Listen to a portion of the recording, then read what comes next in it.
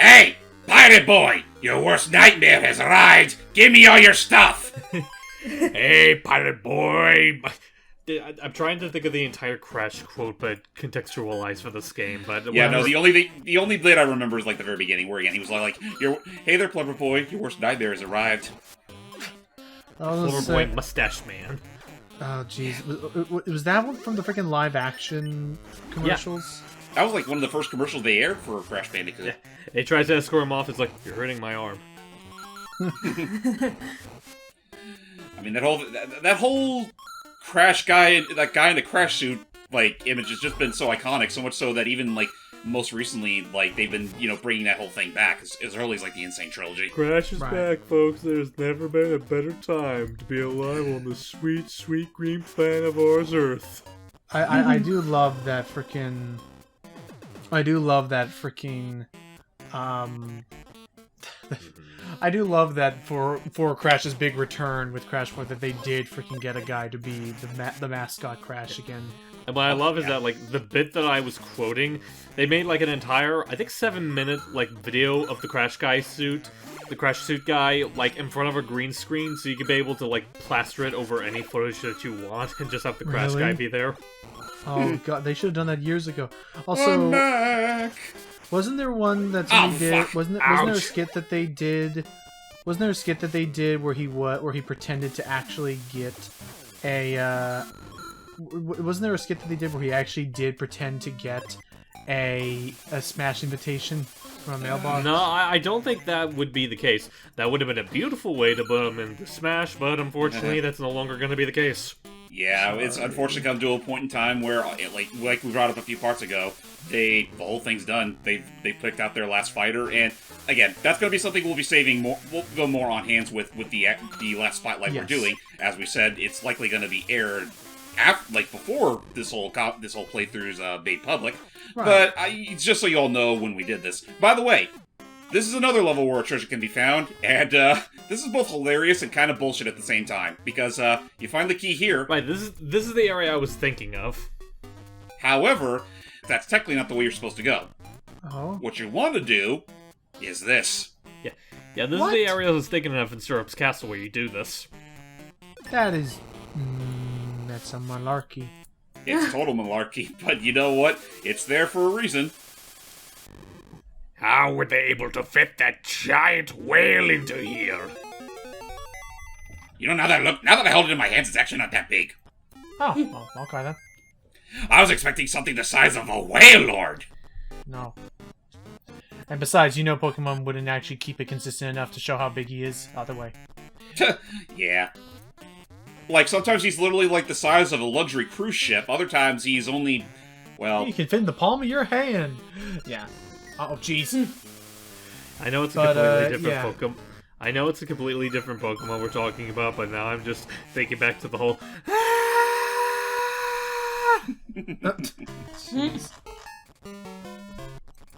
One more treasure left to go, everybody, and then we can actually call it Endgame. Alrighty. Now, Wario Castle, or excuse me, Syrup Wario Castle, I'm thinking of looking ahead. But Syrup Castle here is actually a very linear pathway straight to the top. Though that being said, the more floors we go up, the much more dangerous this place ends up being. Huh. And in some cases, a little long in the tooth. Yeah, well, just be careful now. Also, I love how Captain Syrup, decided to up and just place some of her, we don't know exactly who this pirate captain is, but basically put their crew, literally have them be stuck upon all these cement walls just for some fat ass to show up and swap the positions of them, and then they can go free. Okay. I'm trying to think, did they ever, go to the same lengths as they did with Samus to try to make, the gender for Syrup ambitious? Ambiguous, you mean? They did, I want to say they did for the Western, translation of the instruction booklet. Okay, just so I know. They literally just went all completely ambiguous as to who exactly Captain Syrup was, and then by the end it's like, oh. Just, oh. I want to say the instruction the Japanese instruction manual does have the official artwork of Captain Syrup, but I mean, granted, if they did have that artwork in the American manual, yet still went with that whole ambiguity thing, it's like, do you not see the knockers on that, babe? I want to say it wasn't until like Wario Land 2 or perhaps actually, holy crap, was she really not a thing? But like, after 2, was she really not a thing until Shake It again? Yeah, no, like her returning in Shake It was kind of a big deal. Right. Well, big deal for Wario fans anyway. Right. Yeah. And then after that, she kind of went back to the realms of obscurity. Yeah. I could have sworn there was at least one other game she was in, but I don't think so. I want to say that she has a spirit in Ultimate, but I don't remember. Okay. I mean, I'd hope to God she does, considering she's like one of the only other... Well, yeah, because I remember... the only Wario Land-related thing that there is worth acknowledging. That and the shaking, I guess. Well, I remember that she does, because I was, like, describing it to you guys. So it's like her spirit fight is, you fight her, like, she's Bayonetta, and she's assisted by a giant gray DDD. That's right. That's right. Spoiled. Yeah, that's funny. Which again, that's still one of my favorite things about Smash Ultimate is how creative they got to reference, with the whole cast of characters they had, reference all these different spirits and stuff. Yeah, no, they were pretty thorough with that at least. I mean, I do still share Matt's sentiment that they should have at least given the spirits more actual descriptions, as opposed to just where they would, like, what franchise they're from. Again, you have to go to a fan-created website to get anything close to that. Because yes, they did. Let me look it up one more time, actually, while we're here. Up! Ouch! Oh, no. You flew too close to the sun. That's the smallest sun I've ever seen. Well, at least I can fit through tighter spaces this way. Just be careful now. Yeah, so if you go to smashultimatespirits.com, and I click on this first one. Where? So yeah, so now, well, now that I'm here, I will go and look up and see the description they gave Captain Syrup. Here she is. So on this, and this is smashultimatespirits.com. Hopefully, it will still be around by the time this finishes up. The description they give her, and she appears right after the Fronks and just before Princess Shakura and Count Cannoli. Oh, that's right. They did give Shakura a spirit, didn't they? Yep. And Count Cannoli. But yeah, that's true. So Captain Syrup's description is Wario's longtime rival and leader of the Brown Sugar Pirates. Captain Syrup's rivalry with the greedy microgame developer began when he invaded her base, Kitchen Island, and took all the treasure that she had rightfully stolen. Nice. Wario and her have butted heads a few times afterwards, but the captain is not above helping him if she's got something to gain from him. She used to sail on the SST Cup, but has since changed to the treasure chest-shaped The Sweet Stuff ship. Right from Shake It. Wait, Right. Was it actually shaped like a treasure chest? Was it? I don't even remember. Let me look it up, but we continue. Now that I think about it, how was she able to get that thing out of the Shake dimension? How was she able to get out of the Shake dimension? Well, to be fair, the same way Wario did. Because I thought she was taken off in a. I thought she was taken off. Ow! Because I thought she took off in Hold on a a second, car. ladies and gentlemen. I'm starting to notice that audio cackle again. Be right back. I'm not gonna go into that boiling milk again. I want to make sure I can finish this game tonight. We're hanging in there. Again, it's a Game Boy game, so it's not like too crazy long. I think the longest game may either be Wario Land 2 or 3. Wario Land 2 definitely. Wario Land 3 I don't remember being too terribly long. So long as you knew what to do and where to go. 2's only long because of all the alternate paths. Right. Get out of here. Oh. Yeah, there's no sense of getting the jet power, but we're gonna have to. Well, can we do this while crouched?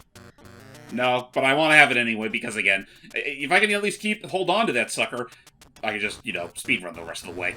Yeah. All right, that is it. So when we hit that switch, a part of the castle will break apart. Oh lordy. And then Syrup at the top's like, "What the hell is all that racket down there?" What are you doing? I had to pay off mortgages for this. Now it's looking a little structurally unstable there. You know what it's suddenly reminding me of? Part of the exterior kind of.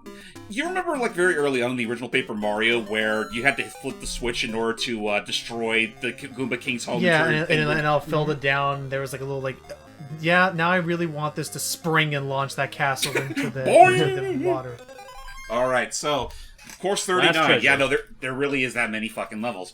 Yep. This is the last area of the game that has a treasure. Yep.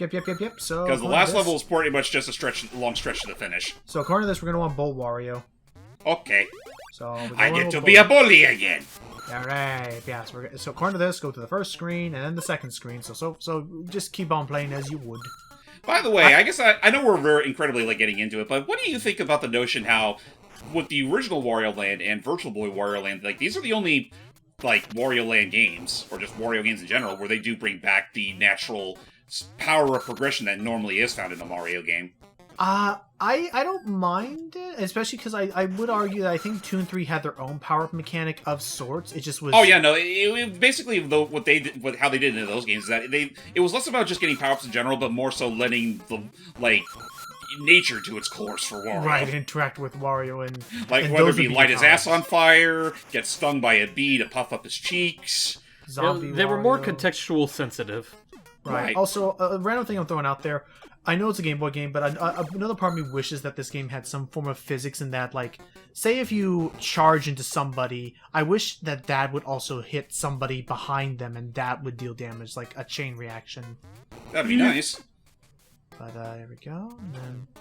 Nope. I mean, I'm not coming back here anyway. Oh. Oops.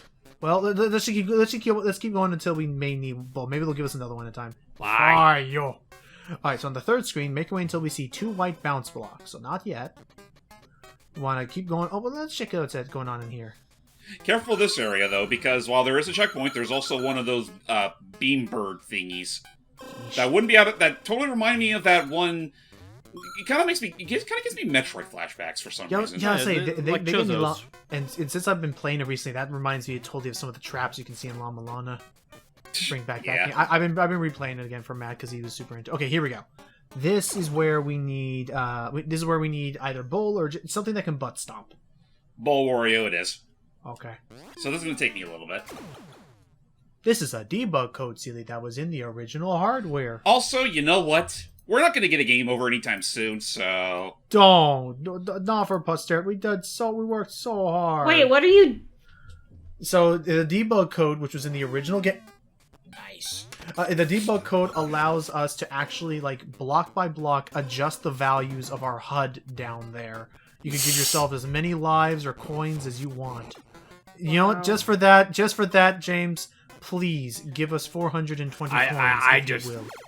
You know what? I'm just gonna say, I may pick my nose, I may fart, but that is just childish. No. I mean 420. Because we can do it. We can make that. We can pull off the double wah. You are a disgrace to all Warios. There. Nobody who doesn't know about this. Can we even adjust the time? We can only see it for just a moment.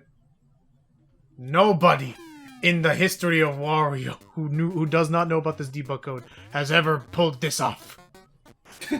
You know, sometimes I'm even scared of myself over the powers that I have. Anyway, so there's the door. But anyway, to get to the key, we need to. The key's on the other side. I remember that. Oh, okay.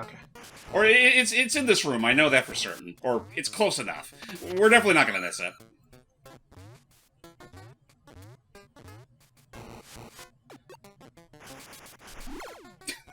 There. All that awkward silence just It's for okay. this. It's okay. We're doing fine. I may be many things, but you're a real monster. I'm having fun, dude. No, I'm not a monster. I'm Wario. I am Wario. There are things that I want to say to you, but unfortunately the YouTube algorithm will not let me say them. I thought you were going to say, there are so many things I want to say to you. But you're right. I was about to say, there's so many things I'd like to call you. But can we shoulder barge this Dragon Wario? Oh, okay. What is that? It's a ring. Oh. Or actually, no, it's not a ring. It's either a ring or maybe it's some sort of octopus jewel. I can't tell what I'm this pretty is. sure it's meant to be a ring. I can see it as a ring, though I did also look at it as a A ring pop. Alright, well, that's it. No more need for this guy. Just beat the game. Into the trash bin it goes. But, no, I was thinking of, I was just thinking of freaking, I was gonna say, I could call you something if I wanted, but I don't know if the Twitch algorithms would like it. Well, I already said YouTube algorithm. Well, I was gonna say Twitch because after that big leak that happened at Twitch, we're recording this in October, by the way. After that big Twitch leak, they also found all the words that Twitch automatically tries to censor, and I can confirm one of the words that Twitch doesn't like is vegan. Like if vegan is in your username, it will automatically stop you from trying to make a username with vegan in the name. I mean, I don't know what it is about it. I mean, let's be real here. Vegans aren't real people. That's rude, Wario. And not hyper voice acting under legal copy of making note. That was Wario who said that. Whoop. See, and this is what he gets for making such statements. Would you put it past Wario to not like vegans? Not really, no. I do see him in the sense of like he's just sitting like blasphemy. I mean, we're talking about a guy that spent his fortune on an all-you-can-eat steak buffet. I feel like he and vegans would not get along. Yeah. Well, for various reasons, but yeah, no. So I love how that's the ultimate prize for literally just, you know, getting most if not all the treasure from the Golden Pyramid. You know, have your cake and eat it too and whatnot. But you spend all that hard-earned cash on a $10 all-you-can-eat steak buffet. And we wonder why he has no money when it is time for pizza. Oh yeah, all steaks. Oh yeah, I broke. I was like, oh, what am I gonna eat with all these worthless steaks in the house? Also, oh no, because we died, we lost our precious double. Don't do it. You're fine. You're fine. You don't gotta do the whole thing again. Just give yourself the jet power up. I don't have to, but I want to. I'm a louse, but I'm a live louse. And with that, there we go. one more switch to tear this place down.